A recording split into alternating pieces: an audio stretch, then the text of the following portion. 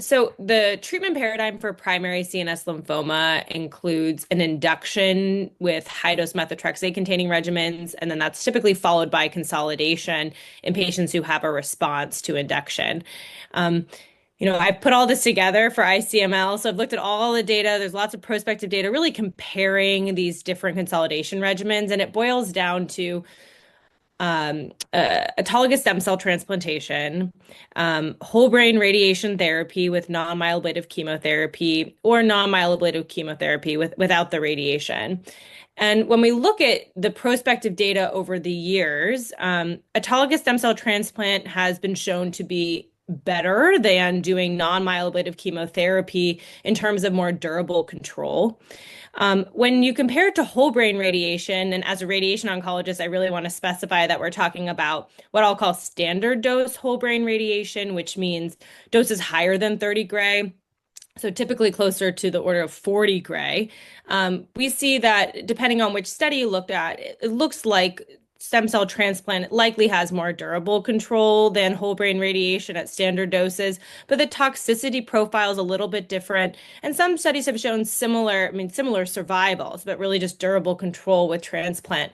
But the toxicities are really where they differ. And so for transplant, we do see a handful of transplant-associated mortalities.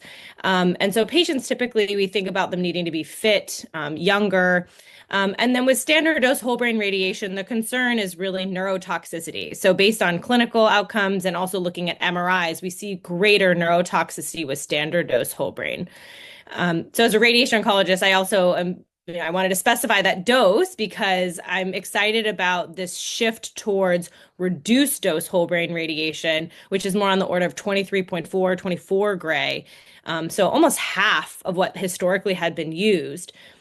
There's a prospective RTOG trial. The prelim data was published a few years ago back at ASCO in 2020 that showed very promising results with no increased neurotoxicity with reduced dose whole brain compared to non-myeloablative chemotherapy alone, and showed better progression-free survival.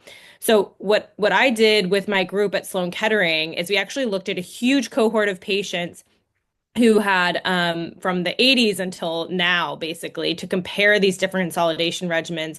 And this was published in Blood Advances last year.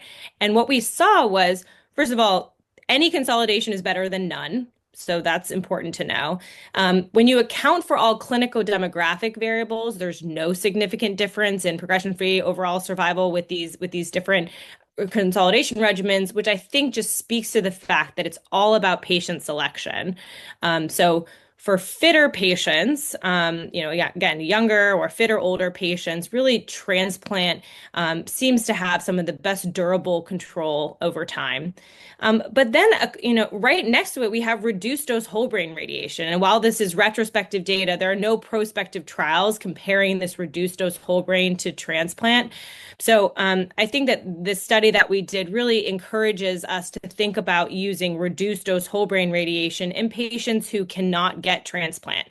So we basically support that prospective RTOG data showing that reduced dose whole brain likely is preferred to non-myeloablative chemotherapy.